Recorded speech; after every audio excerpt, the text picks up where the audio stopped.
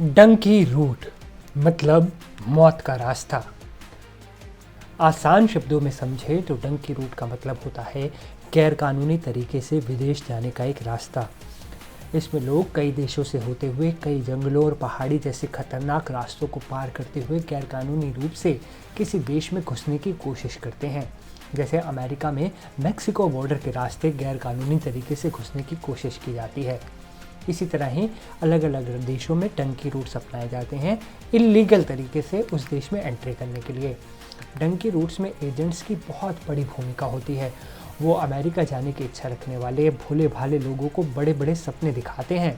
उन्हें tourist visa पर Latin America के किसी देश जैसे ब्राज़ील, इक्वाडोर, पनामा तक पहुंचाते हैं। उसके बाद वहां से उन्हें जंगलों में धकेल देते हैं। मजबूरी में फंसे लोग ना इधर के रहते हैं और ना ही उधर के रहते हैं। वहां से जंगलों, पहाड़ों के खतरनाक रास्तों पर कई दिनों का सफ़र तय करके मैक्सिको बॉर्डर तक पहुंचा जाता है और किसी तरह अमेरिका में गैरकानूनी तरीके से घुसने की कोशिश की जाती है, जिसके बाद वो पुलिस के हाथों भी पकड़े जाते हैं और उन्हें डर भी बना रहता है। अब सवाल है कि इस पूरे प्रोसेस को डंकी नाम क्यों दिया गया?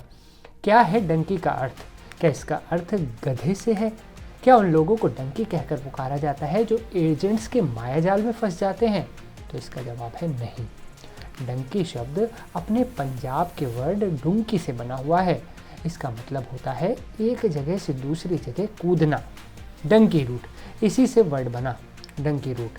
कई बार डंकी रूट से किसी देश में पहुंचने के लिए महीनों लग जाते हैं।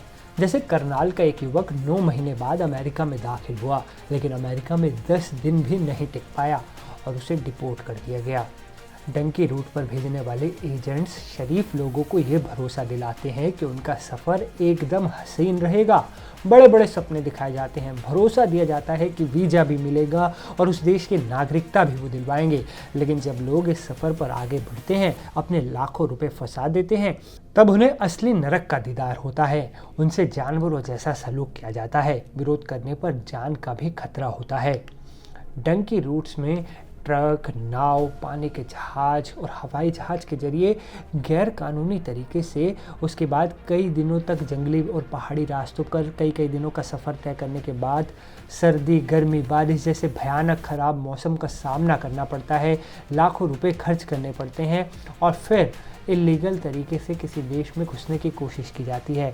उसके बाद अगर कोई जिंदा दूसरे देश तक पहुंच भी जाए तो भी हमेशा गिरफ्तार होने का खतरा बना रहता है और अगर पकड़े गए तो इसी तरह डिपोर्ट कर दिया जाता है जैसे 104 भारतीयों को अभी अमेरिका से अमृतसर लाकर छोड़ दिया गया।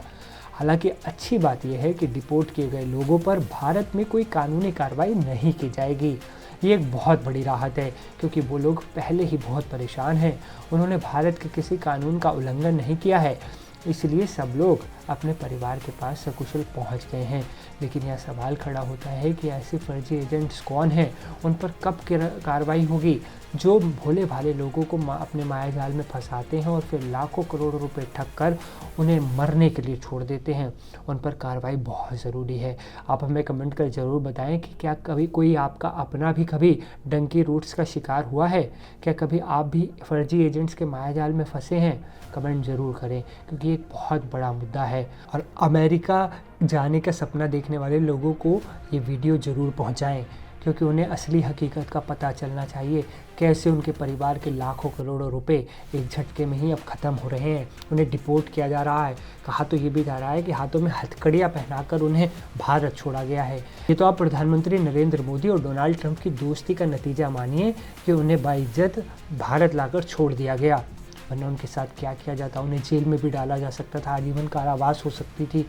इसलिए बहुत सतर्क रहें। सही तरीके से, सही रूट से अगर आप जाना चाहते हैं, किसी भी देश में काम करना चाहते हैं तो उसका एक प्रोसेस है, उस प्रोसेस को फॉलो कीजिए। फर्जी एजेंट से बचें, यही आपसे अपील है हमारी। नमस्कार।